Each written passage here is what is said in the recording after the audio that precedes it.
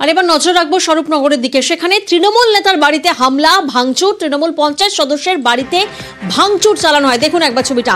ভাঙচুর সংখ্যালঘু সেলের সভাপতির বাড়িতে। আর শুধু এখানেই শেষ নয়, মেয়েকে তুলে নিয়ে গিয়ে গণধর্ষণের হুমকির অভিযোগ পর্যন্ত সামনে আসছে। শোনাবো একবার। আমরা বিনামণ্ডলের লোক এবং আমাদের 5-6টা মেম্বারের আদৌ পঞ্চায়েতে ঢুকতে যায় না।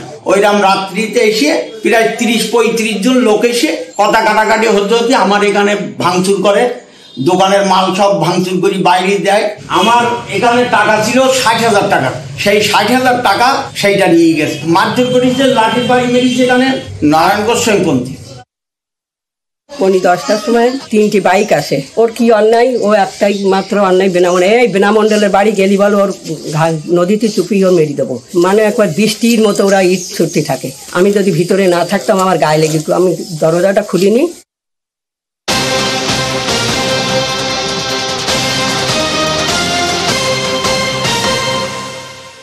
আর স্বরূপনগরের হামলার অভিযোগে গ্রেফতার করা হয়েছে 14 জনকে। অর্থাৎ যেভাবে হামলা হয়েছে, ভাঙচুর হয়েছে, হুমকি দেওয়া হয়েছে, সেই ঘটনায় এখনো পর্যন্ত গ্রেফতার করা হয়েছে 14 জনকে। প্রতিনিধি অনুপম এই মুহূর্তে আমাদের সঙ্গে রয়েছেন, সরাসরি অনুপমের কাছে যাব। অনুপম, ঠিক দুপুর 1টার সময় যখন এই খবর আমরাই প্রথম দেখাই, তখন আমরা প্রশ্ন তুলেছিলাম যে এখনো পর্যন্ত কোনো আইনি পদক্ষেপ কেন হয়নি। আর এবার যে তথ্য সামনে আসছে, 14 জনকে এখনো পর্যন্ত গ্রেফতার করা হয়েছে। যাদের গ্রেফতার করা হয়েছে তাদের রাজনৈতিক পরিচয়।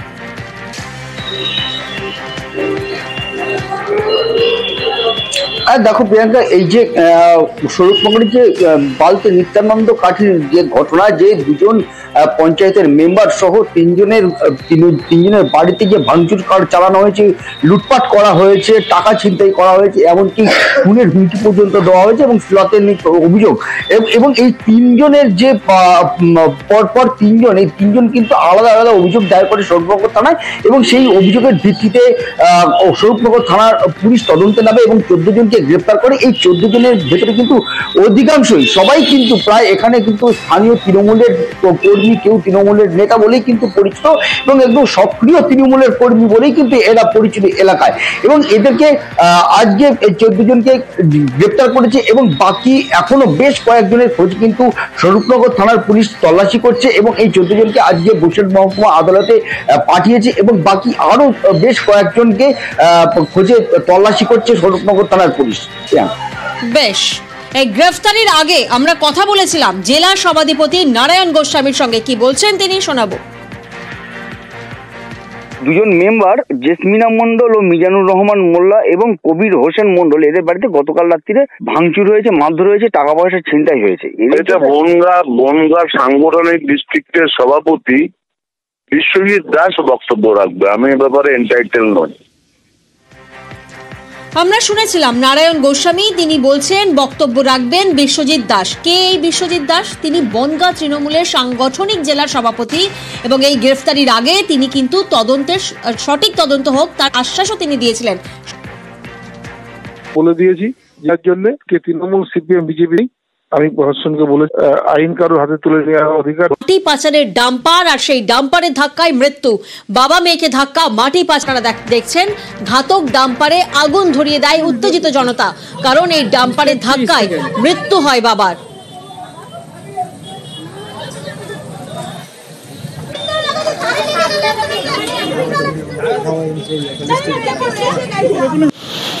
আর পরে দমকল ঘটনাস্থলে এসে আগুন নিয়ন্ত্রণে আনে।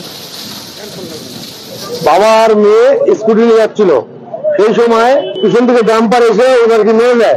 অনেক দূর ছেঁচড়ায় চলে আসে, আমরা দাঁড়ানোর চেষ্টা করাই কিন্তু সে দাঁড়ায়নি। এটা তো আমরা বলতে পারবো না, এত জনতা আছে, এত পাবলিক আছে, এবার কে কি কেমন করে করেছে। কিসের গাড়ি এটা? এটা একটা মাটির গাড়ি, ডাম্পার, একদম মাটির চোর এগুলা। একদিকে আমরা দেখলাম মাটি পাচারের ডাম্পার আর সেই ডাম্পারের ধাক্কায় মৃত্যু হয়েছে বাবার, আর অন্যদিকে দেখাবো মাটি পাচারের ছবি। এবার আপনাদেরকে দেখাবো 3 ফসলি জমির মাটি পাচার। কোথায়? মাটিয়া থানায়। সেখানে মাটি মাফিয়া দৌরাত্ম। 3 ফসলি ক্ষেত আর সেখান থেকেই মাটি কেটে রীতিমতো দিনে দুপুরে প্রকাশ্যে পাচার হচ্ছে। মাটি চুরির প্রতিবাদ আর সেই প্রতিবাদে পথ অবরোধ করেন স্থানীয়রা। বেড়াচাপা বাদুড়িয়া রোড অবরোধ করেন স্থানীয়রা। পুলিশের মদতে মাটি চুরি হচ্ছে, এমনটাই অভিযোগ করছেন স্থানীয়রা। মাটি কাটতে দিচ্ছি না, দেব না, মাটি কাটতে দিচ্ছি না, দেব না। আমাদের এখান থেকে কৃষি জমিতে মাটি কাটছে রাত্রিরে, আমরা বারণ করা সত্ত্বেও আমাদেরকে মানছে না।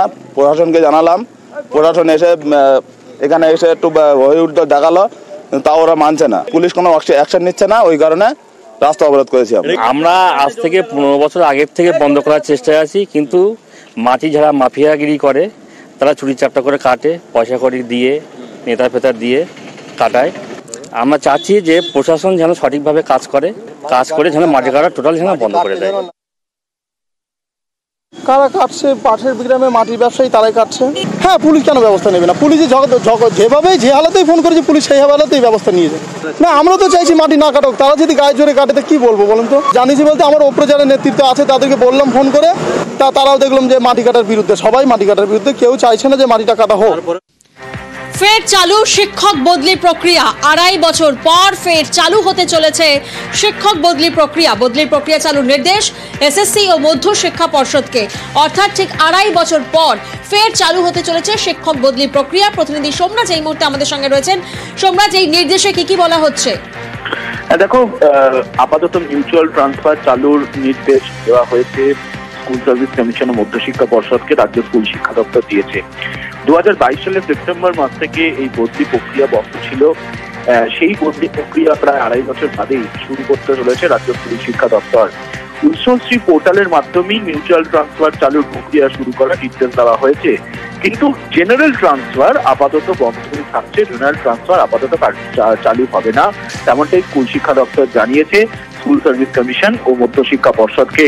দীর্ঘদিন ধরেই শিক্ষকদের দাবি ছিল যাতে মিউচুয়াল ট্রান্সফারটি চালু করা যায়, এবং সেই দাবিকে মান্যতা দিয়ে রাজ্য স্কুল শিক্ষা দপ্তর এই মিউচুয়াল ট্রান্সফার চালু করছে। প্রাথমিক স্তর থেকে উচ্চ মাধ্যমিক স্তর পর্যন্ত এই মিউচুয়াল ট্রান্সফার চালু করার নির্দেশিকা স্কুল শিক্ষা দপ্তর দিয়েছে। এসএসসি ও মধ্যশিক্ষা পর্ষদকে তা অবিলম্বে কার্যকর করার কথাও বলা হয়েছে। বেশ, ফের চালু হচ্ছে শিক্ষক বদলি প্রক্রিয়া। 2.5 বছর পর ফের চালু হতে চলেছে শিক্ষক বদলি প্রক্রিয়া। আপাতত চালু হচ্ছে মিউচুয়াল ট্রান্সফার প্রক্রিয়া। উৎসশ্রী পোর্টালের মাধ্যমেই এই মিউচুয়াল ট্রান্সফার চালু হবে এই প্রক্রিয়া। আর এই নির্দেশ সামনে এসেছে এসএসসি ও মধ্য শিক্ষা পর্ষদের তরফ থেকে।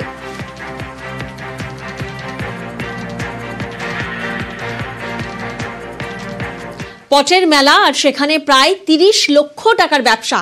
মুখে হাসি পিংলার পটশিল্পীদের। কোভিড ও তারপরে একাধিক জটিলতায় বন্ধ ছিল পিংলার নয়ার পটচিত্র মেলা। কয়েক বছর পর ফের শুরু হয়েছে সেই মেলা। অন্যান্য সব বছরকে ছাপিয়ে পটের মেলা এবছর রেকর্ড ব্যবসা।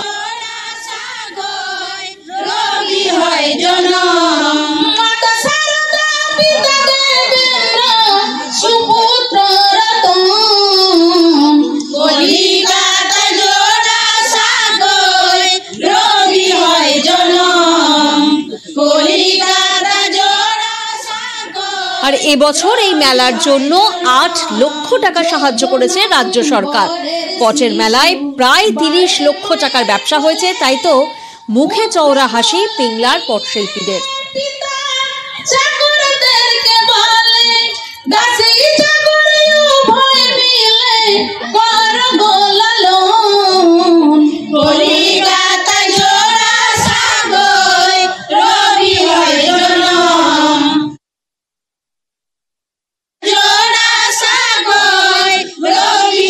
এবছরে 8 দিন মেলা হচ্ছে, আমাদের খুব ভালো লাগছে যে আসছে। আর একটা বেশি ভালো মানুষেরা তো গ্রামের মানুষ প্রচুর আসছে, ওরা কেনাকাটা করছে। ধাপে ধাপে দেখা যাচ্ছে যে 3 দিনের মতনই 8 দিনে লোকই আসছে, ভালো বিক্রি বাটাও ভালো হচ্ছে আমাদের।